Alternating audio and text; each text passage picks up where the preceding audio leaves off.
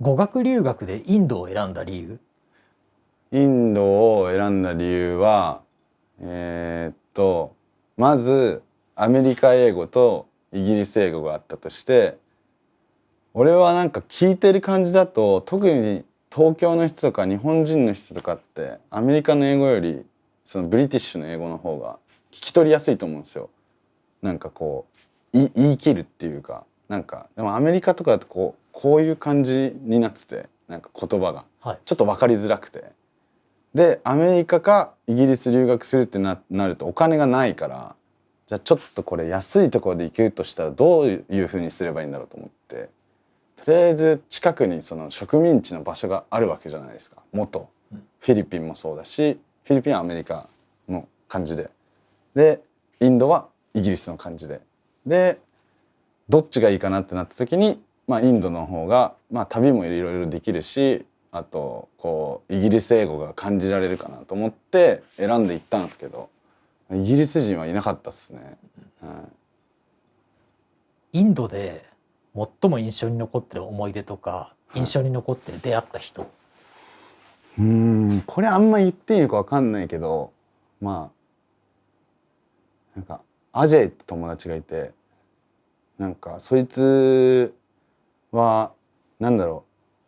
カナダに住んでるインド人だったんですよ。で金持ちで普通にそっからインドにインターンで来てて、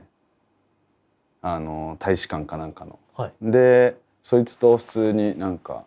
遊んだんすけど、その最初の日とかなんか日本人なのにお前なんかそんななんか吸ってみたいなかっこつけんじゃねえよみたいなこと言ってきたんで、結構こういろいろ教えたんですよ。なんかそのドラッグだったりなんだったりとかを。そしたらそいつそれまで多分いろんなことやったことなかったっぽくて、そこから徐々に調子よくなってったんですよ。もう2、3ヶ月ぐらいずっと一緒にいたんですけど、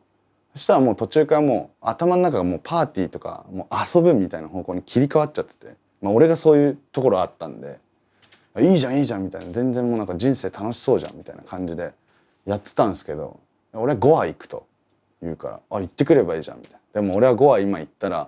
ちょっと好きなものとかがありすぎてちょっと死んじゃうからちょっときついわみたいな。でそいつ行ったんですよ。で1回目は普通に帰ってこれて「あよかったね」みたいな、なんかしかも超楽しかったよみたいな、あれがレイブなんだみたいになってて、超いいじゃんみたいな。で2回目行ったんですよ。そっから連絡返ってこなくて、で俺普通にもう帰国があったから日本帰って、そっから3ヶ月ぐらいしてから急になんかこうグループメッセージみたいな、なんかメッセンジャーから届いて、パッて見たらそのアジェのなんかこう「これはアジェですか?」ってなんか寝そべったアジェが送られてきて「これアジェだと思うけどどうしたの?」って言ったら、聞いたらそのゴアのなんかビーチで多分玉か足とか分かんないですけどなんか食いすぎて、でそのまま泳いでっちゃって溺れて死んじゃって、だからそれが結構俺の中でなんか一個の学びであったっていうか、なんか俺は別に俺のことをコントロールできるけど俺が人のことコントロールできるかはマジで分かんないから、一概になんかやっちゃえやっちゃえみたいなことはなんかそっからすげえ言えなくなったし、なんかそういうのを取る時は必ずなんかリスペクトを持って取るようにしてるっていうか、お酒もそうだしタバコもなんか何にしても必ずなんだろう、どっかでバランス取らなきゃいけなくて、それを結構学んだっすね。だからやっぱ俺も行かなくてよかったって思ったし、なんかそれもなんかすごい一個のやっぱ大きな思い出っすね。はい、今もなんかあります。